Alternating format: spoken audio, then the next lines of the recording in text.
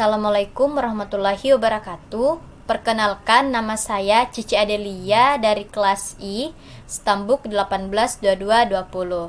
Jadi pada video kali ini saya akan menjelaskan soal mid semester dari mata kuliah Jaringan Saraf Tiruan. Nah, di sini saya mendapatkan soal model perseptron.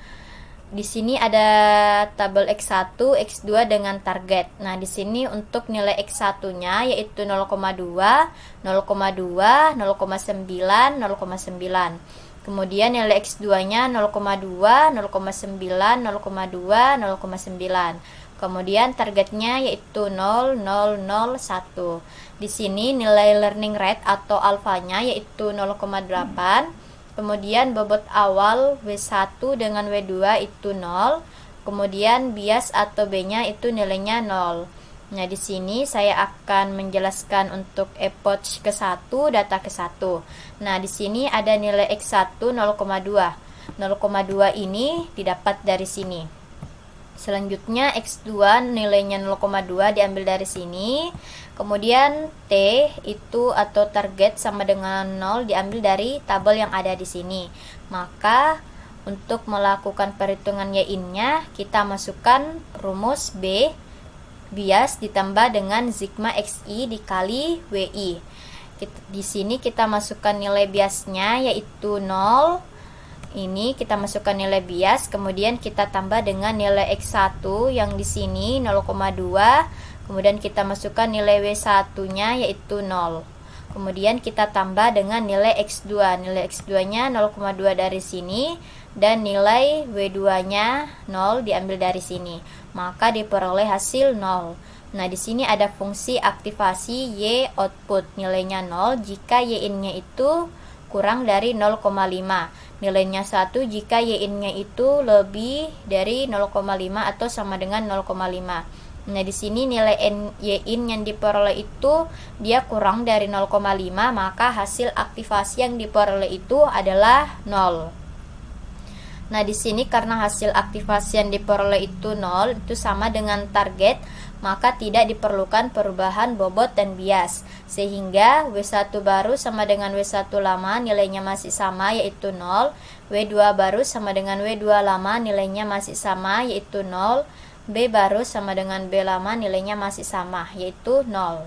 Untuk data kedua, untuk nilai X1 0,2, nilai X2 0,9, T atau target 0 itu semua didapat dari tabel yang ada di sini. Nah, di sini kemudian kita hitung Y-in-nya. Di sini kita masukkan nilai biasnya yaitu 0. Kemudian kita tambah dengan nilai X1-nya yaitu 0,2 dikali dengan nilai W1-nya yaitu 0. Kemudian kita tambah dengan nilai X2 yaitu 0,9. Kita kalikan dengan nilai W2 yaitu 0, maka diperoleh hasil 0. Di sini karena 0 itu dia masih kurang dari 0,5, maka hasil aktivasi yang diperoleh itu masih sama yaitu 0. Di sini hasil aktivasi yang diperoleh itu masih sama dengan target yang ada di sini, maka untuk data kedua juga tidak perlu dilakukan perubahan bobot dan bias. Maka nilainya untuk W1 baru sama dengan W1 lama nilainya masih sama 0, W2 baru nilainya juga masih 0, dan B juga nilainya masih sama dengan 0. Selanjutnya untuk data ketiga X1 sama dengan 0,9 diambil dari tabel sini, X2 nya 0,2 dari sini dan targetnya 0 dari sini. Nah, di sini kita akan hitung nilai Y-in-nya yang dimana kita masukkan dulu nilai biasnya yaitu 0. Kita tambahkan dengan nilai X1-nya yaitu 0,9. Kemudian kita masukkan nilai W1 yaitu 0. Kita tambah dengan nilai X2 0,2. Kemudian kita masukkan nilai W2-nya yaitu 0, maka diperoleh hasil 0. Nah, di sini karena 0 itu kurang dari 0,5 sesuai dengan fungsi aktivasi, maka hasil aktivasi yang diperoleh itu adalah 0.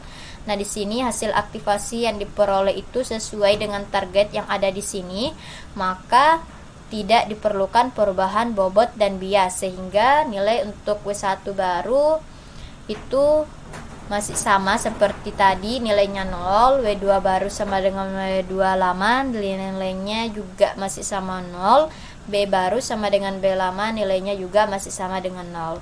Kemudian untuk data keempat, nilai X1 0,9, X2 0,9, target yaitu 1, diambil dari sini, tabel yang ada di sini. Kemudian kita hitung nilai Y-in-nya. Di sini kita masukkan nilai biasnya yaitu 0, kemudian kita tambah dengan nilai X1 yang ada di sini. Kemudian kita masukkan nilai W1-nya yaitu 0. Kemudian ditambah dengan nilai X2-nya yang ini 0,9. Kemudian kita masukkan nilai W2-nya yaitu 0. Di sini 0. Maka diperoleh hasil sama dengan 0. Nah, di sini karena hasilnya itu 0, dia kurang dari 0,5, maka hasil aktivasi yang diperoleh itu adalah 0. Nah, di sini kita bisa lihat bahwa Y-nya itu dia tidak sama dengan target yang ada di sini. Di sini 1, sedangkan hasil aktivasi di sini yang diperoleh itu adalah 0, dia tidak sama, maka perlu dilakukan perubahan bobot dan bias. Nah, di sini ada W1 baru sama dengan W1 lama ditambah dengan X, maksudnya adalah learning rate-nya, dikali T dikali X1. Nah, di sini kita masukkan nilai W1 lamanya yaitu 0, kemudian ditambah dengan nilai learning rate-nya 0,8, kemudian ditambah dengan nilai targetnya 1 dari sini, kemudian dikali dengan X1-nya dari sini 0,9, maka diperoleh hasil 0,72. Untuk W2 baru caranya sama, kita masukkan nilai W2 lamanya yaitu 0, kemudian kita tambah dengan nilai learning rate-nya yaitu 0,8, kemudian kita masukkan nilai targetnya 1 dan nilai X2-nya 0,9 dari sini, maka diperoleh hasil 0,72. Untuk B baru sama dengan B lama tambah learning rate dikali T. Jadi kita masukkan nilai bias lama yaitu 0 ditambah dengan learning rate yaitu 0,8 dikali dengan targetnya 1, maka diperoleh hasil 0,8. Nah, di sini dari epoch ke-1 diperoleh nilai bobot dan bias W1 barunya 0,72, W2 baru 0,72 dan B baru sama dengan 0,8. Nah, di sini untuk tahap testing nilai X1, X2, nilai yang ini diambil dari nilai tabel yang sebelumnya, soal yang sebelumnya yang ada di sini. Kita masukkan nilainya ke tahap testing seperti ini. Kemudian untuk menghitung nilai Y-in-nya sama dengan sigma XI dikali WI ditambah dengan bias.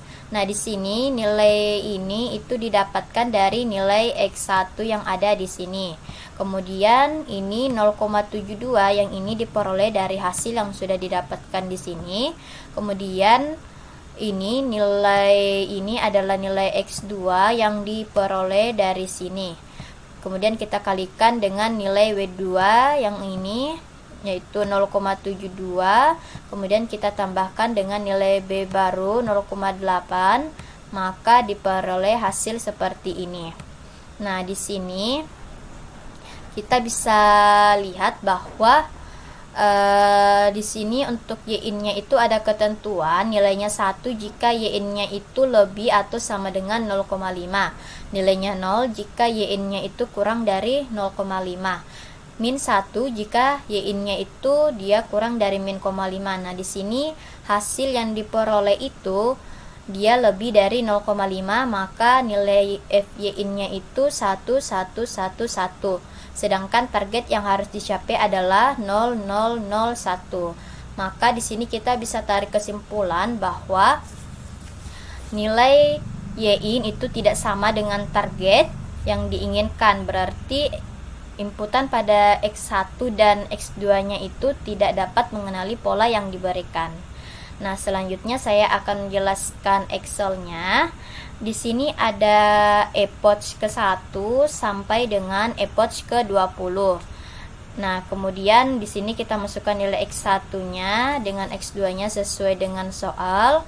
Kemudian kita masukkan nilai alfanya 0,8, targetnya 0001.